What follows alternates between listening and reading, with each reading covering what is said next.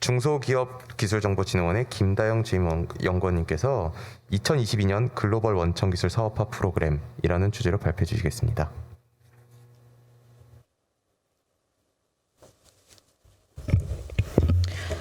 네, 안녕하십니까. 중소기업기술정보진흥원의 김다영입니다. 저는 한러혁신 플랫폼의 일환으로 추진되고 있는 해외 원천기술 상용화 기술개발 사업을 소개하고자 합니다. 네, 저희 중소기업기술정보진흥원은 한국의 중소기업의 기술개발을 지원하는 중소벤처기업부 산하의 R&D 전문기관입니다. 저희가 관리하는 R&D 지원 사업의 예산은 2012년 3,500억 원에서 2020년 1조 6천억까지 점차 확대되고 있습니다.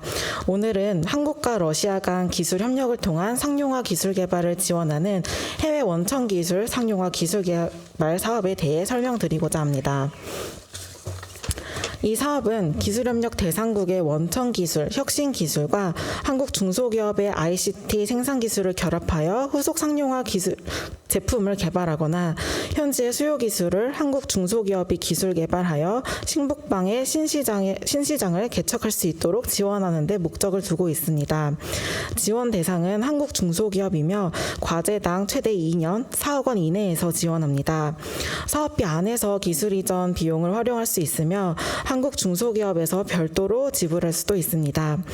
현지를 기준으로 해서 공급과 수요를 구분하여 크게 두 가지 형태로 나뉩니다. 먼저 공급기술 개발형은 현지 공공기관, 기업 등이 보유한 핵심 기술을 국내 중소기업이 기술 이전을 통해 도입한 후 기술 개발을 지원하는 것입니다. 다음 수요기술 개발형은 현지 공공기관, 기업이 기술 개발한 성과물의 활용을 위해 제한한 수요기술 제품을 대상으로 맞춤형 기술 개발을 지원하는 사업입니다. 해외 원천기술 상용화 기술개발 사업의 추진 과정에 대해서 설명드리겠습니다. 우선 사업에 연계된 기술을 매년 신규로 지정하고 있으며 지정된 기술에 한해 기술 개발을 지원하고 있습니다. 이에 따라 기술 발굴하는 절차와 사업 진행 절차를 모두 설명드리겠습니다. 첫 번째 기술 발굴 절차입니다. TIPA는 현지 협력기관 또는 현지 기업 대상으로 한국 기업과 협력하고 싶은 기술에 대한 수요를 조사합니다. 여기서 기술 수요는 앞서 말씀드린 공급 기술이 될 수도 있고 수요 기술이 될 수도 있습니다. 한국 중소기업에서 협력하고 있는 현지 기관 또는 기업이 있다면 추천해 주셔도 되고요. 지금 시청하고 계시는 현지의 기관 또는 기업에서 직접 제출해 주실 수도 있습니다. 약 3개월에 걸쳐서 조사된 수요 공급 기술을 저희 TIPA에서 한 번 더 검토를 하고요. 최종적으로 연계가 되는 기술만 사업 공고 시에 함께 업로드됩니다. TIPA에서 선별한 기술을 공고하면 한국 중소기업에서는 기술을 탐색하게 되고 현지 기관, 기업과 기술 협력을 하겠다는 의향서를 확보를 해서 연구개발 계획서, 기술협력 의향서 등을 준비해 사업을 신청하게 됩니다. TIPA에서는 신청된 자료를 바탕으로 사업성, 시장성, 정책 부합성 등을 평가하여 지원 과제를 선정하게 됩니다. 저희 22년에 추진되는 해외 원천기술 상용화 기술개발 사업에 우수하고 혁신적인 현지 기술을 연계하기 위해서 현재 기술 제안서를 접수받고 있습니다. 조사 기간은 21년 6월 18일부터 9월 17일까지이며 참여 대상으로는 국내 중소기업과 국제협력 기술 개발에 대한 의지가 있는 대학, 연구기관, 기업 등이 있습니다. 물론 앞서 말씀드린 것처럼 국내 중소기업에서 현재 협력 중인 기업, 기관도 가능합니다. 다만 제안서를 제출했다고 해서 반드시 지원을 해드리는 것은 아니라는 점 참고를 부탁드립니다. 공급기술 개발형에 연계되는 기술은 국내 중소기업이 응용 가능한 현지의 우수, 혁신 기술로 특정 분야가 제한되어 있지는 않습니다. 한 가지 원천 기술에 다양한 상용화 아이디어를 접목하여 상용화 기술 개발을 할 수 있기 때문에 여러 사유로 상용화가 진행되고 있지 않은 기술이 있다면 제안해 주시기 바랍니다.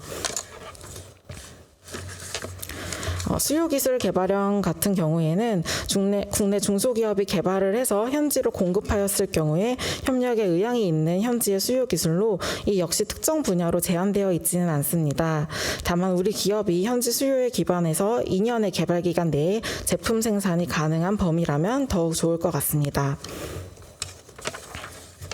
네, 이렇게 9월 달까지 최종 제출된 기술 제안서에 한해서 개요서의 충실성, 중소기업 기술개발 적합성, 국제협력 적합성, 기술성 및 사업 필요성, 적용 가능성 및 기대 효과 등을 종합적으로 평가를 합니다. 그래서 평가 결과를 고려해서 22년도 사업의 현지 수요 공급 기술 지정 등에 활용될 계획입니다. 기술 제안서 접수 관련 유의사항에 대해서 말씀드리겠습니다. 이 공고는 신규 지원 과제의 선정을 위한 공고가 아니며 별도의 선정 결과 발표 또는 이의 신청 절차가 없습니다. 그래서 제안 기술의 최종 선정 여부는 내년도 사업 공고를 통해 확인이 가능하고요. 기술 개발 사업 신청을 희망하는 현지의 기업 또는 국내 기업은 사업 공고에 따라서 신청 접수가 필요합니다. 제안자와 연관된 국내 중소기업에 대해서도 별도의 혜택을 부여하진 않습니다. 마지막으로 제출 요령과 문의처 추진 일정에 대해 말씀드리겠습니다. 제출 기한은 9월 17일 금요일까지며 수요 공급 기술 제안서를 이메일로 제출해 주시면 됩니다. 제출 서류가 누락되었을 경우에는 접수가 불가하기 때문에 안내문과 부침 내용을 반드시 숙지한 뒤에 신청해 주시면 되겠습니다. 6월부터 9월까지는 수요 공급 기술을 발굴할 예정이고요. 10월부터 11월까지는 사전 검토위원회가 열릴 예정입니다. 내년도 상반기 초반에 중소벤처기업부에서 사업 공고가 있을 예정이며 1월부터 3월까지는 중소기업에서 연구개발 계획서를 작성하셔서 신청 접수하시면 됩니다.